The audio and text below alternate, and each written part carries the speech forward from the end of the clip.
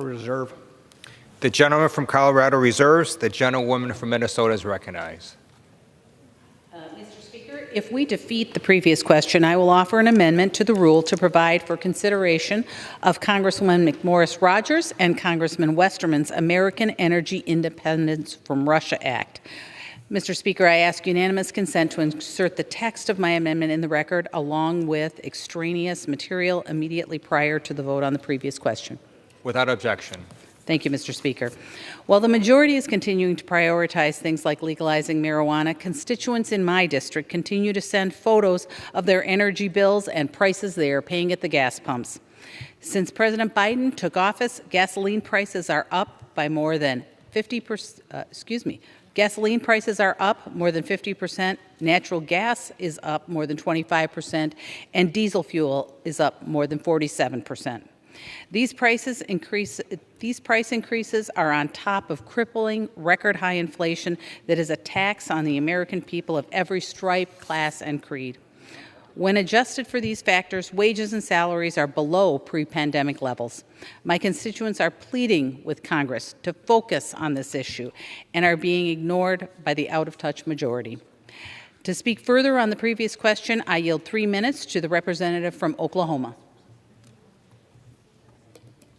Oh, he's up there. Without objection. The gentleman is recognized. Mr. Speaker, I rise to oppose the previous question so that we can immediately consider H.R. 6858. This administration has sent desperate requests for oil from oppressive regimes like Iran and Venezuela.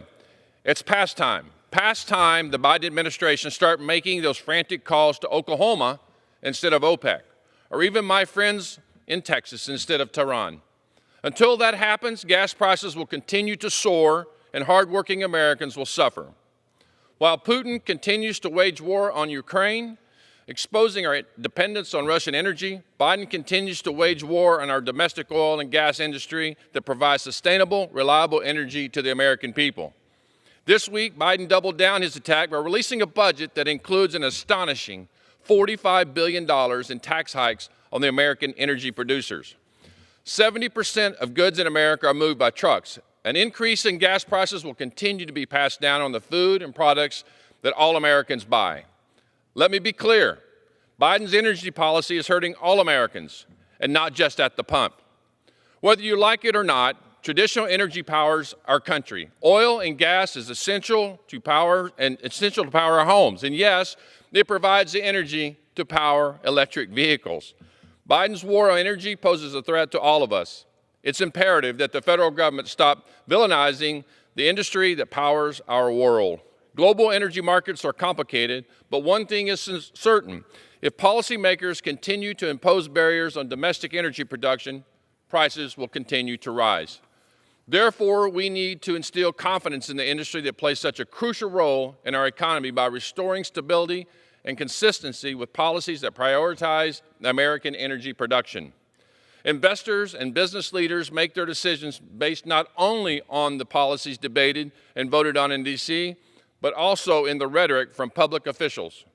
What happens in this chamber impacts businesses, but also what we go out and say on cable TV does also.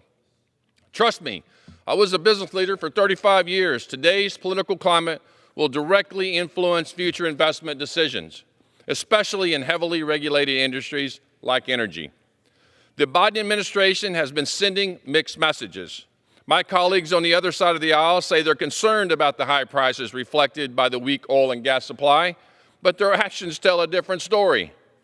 They aggressively push a plan to crush oil and gas production entirely. Their video simply doesn't match their audio, which is why the American people have lost faith in Democratic leadership.